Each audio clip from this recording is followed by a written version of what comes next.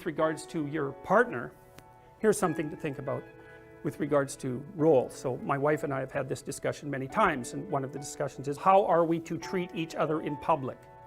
And it isn't, her name is Tammy, the discussion isn't how should Jordan treat Tammy in public, or how should Tammy treat Jordan. That's not the discussion. This isn't personal.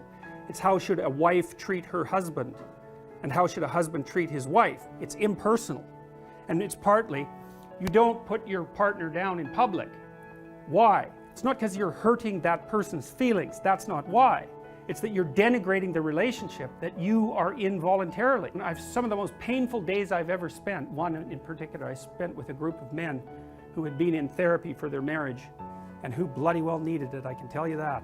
And they spent their whole day complaining about it just made me sweat the whole day. I thought, I can't believe I'm here with you guys. I can't tell you why I was. It was just happenstance more than anything. And I thought, how can you be so damn dumb? It's certainly possible that you married barbarian witches. Fine. But you don't have, you're so lacking in sense that you would discuss that in public, not noticing that you picked them. So basically all you're doing is holding up a sign and waving it constantly that says, I'm an idiot, I'm an idiot. And so, well, back to responsibility. You have a responsibility to those whom you love and are obligated to ensure that they manifest themselves in a manner that's most beneficial to them over the long run. Now, you have the same responsibility, but you'll have blind spots. Other people have to help you with that. But so the rule is, you help your wife figure out how not to make a fool of herself in public. And she extends to you the same courtesy. And it's partly maintenance of the sacred nature of the relationship. It has nothing to do with you or her, precisely. It's broader and wider than that. So then that's two levels of responsibility. Child, partner, next level of responsibility. You're asked at your workplace to undergo unconscious bias retraining. And you say yes. It's okay. You've just admitted that you're a bigot, right? Because you're acting it out. I'm a racist bigot. Obviously I need to be retrained. And so you might say, I'm not going to make a fuss about it, right? Or I've been told to do it. Or maybe you agree with it. Fine. And if you agree with it, no problem. You can make a case for it. I think it's a weak and appalling case, personally, but you can make a case for it. You could say, I am interested in my biases and how to rectify them, and fair enough, people are biased. But if you object to it and you don't say anything, then you're complicit. And then it's on you. And A causes B and C, and B causes C and D, and so forth. The thing it doesn't always, but it has this tendency to expand. And you'll come home angry and upset, and you'll go to the training program and you'll think this is ridiculous, because that is what you'll think in all likelihood, and you won't say anything. But it eats at you. You've abrogated your responsibility. And then you might say, so then that's how the community becomes corrupt. That's how the community starts to be corrupt, is that people turn a blind eye to emergent pathology when they know it's pathological. That's exactly what the Egyptian story says.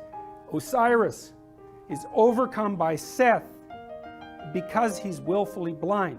Willfully blind, which means he knows, but refuses to. He knows, quote, his predator detection systems have gone off. Monster. Then you're supposed to look, okay, exactly what sort of monster is this? It doesn't have wings, it doesn't have a tail. You cut it down into you cut it from the monster that it could be into the monster that it is. That's the first step. And then you take the appropriate steps. And then you also notice the other monsters, because here's something to think about. You're going to pay a price for speaking up, but you're going to pay a price for not speaking up. So it's like monsters on the right, monsters on the left. Pick the ones you want to battle with. If you decide not to make your stand, you weaken yourself. If you do it 100 times, then even if the monster was only this big, now you're this big, it's going to eat you. When it was this big, you probably could have kicked it across the room. It's too late for that. You've capitulated and capitulated. And so what you've done, and this is a way to think about it from a Jungian perspective, this is what Jung was trying to get at when he was talking about alchemy. It's like the thing that pops up to object to you is this incredibly complex entity. It's the entire world encapsulated in the event. If you interact with it, you unpack it. You differentiate your sense of the world and you gather new skills. let's say we're having a conversation and it's flowing melodically, and all of a sudden I say something and there's a disjunction, right? You're offended by it, there's some negative emotion that comes up, or maybe I've said something to impress you or to be arrogant and you respond badly. It's like you've got this melodic thing going on, it's a consensual frame, and something pokes itself up to put a disjunction in the conversation. So that's where the information is. It's like something went wrong, something didn't work out, I'm not looking at the world properly, or I don't know you well enough or as well as I thought. There's something there, and if I have any sense, I'm going to focus my attention on that. Like, not obsessively or anything like that, but that's where all the information is. Because as long as what we're doing is working, then we both know enough already. As soon as what we're doing together isn't working, then that's instant evidence that there's something about us that needs to be updated.